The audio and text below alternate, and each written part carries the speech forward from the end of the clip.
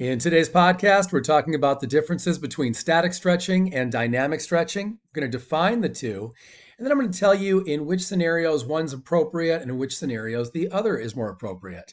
I'm also going to give you some tips as to performing them safely to make sure that you get the most out of your stretching. Before we get into all the great details, I'm going to ask you to like and subscribe so you help support the channel and get this video out to more people. Also, as the video goes on, please be sure to comment down below with your questions or feedback. All right, so that said, let's go ahead and get into it. Well, first, let's understand the difference. Static stretching is a little bit more traditional. It's what you generally see people doing when they're trying to stretch. They're holding a given position, either with no movement whatsoever, or if there's movement, it's very subtle, like slow progressions where you're just barely moving a limb at all. That's generally what a static stretch looks like, and I'll explain why you would do that in just a moment.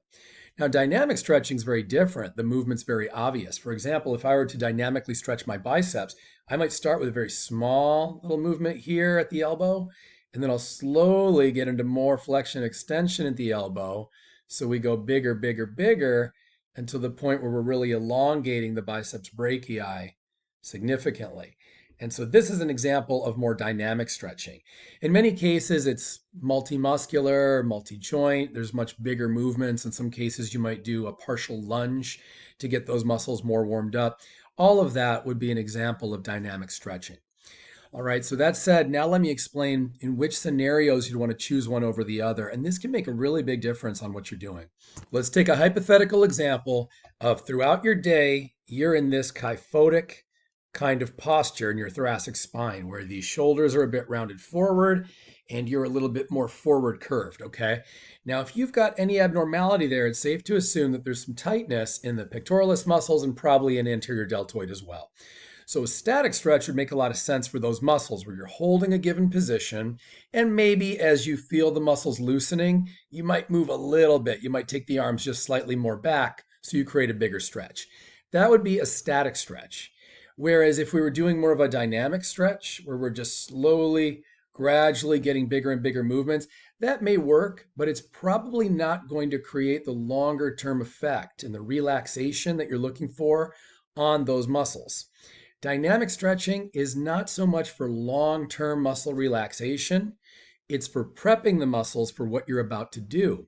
So I'll give you an example. If you're about to go on a hike or on a run, or if you're about to work out, dynamic stretching is great right before a workout or something very physically active because it's preparing the muscles for work. It's getting the muscles more mobile and more active and ready so that you're going to be a lot less likely to have microscopic tears and do damage during a workout. So it's a really good thing prior to big activity, but it's not so effective, dynamic stretching that is, in terms of relaxing the muscles for the long term. So if you're getting chronic tightness, again, static stretching is going to be your answer. Prior to a workout, dynamic stretching is going to be a better way to go. Now let's talk about post-workout. I've seen a lot of people finish up a workout and then go back to dynamic stretching.